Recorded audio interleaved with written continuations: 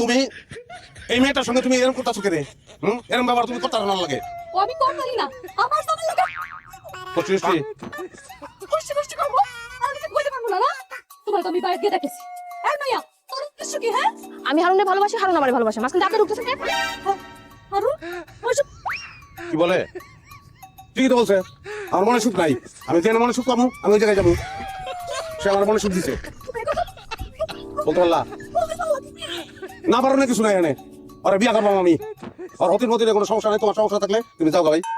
আমি যাবো, আমি আর আসবো না।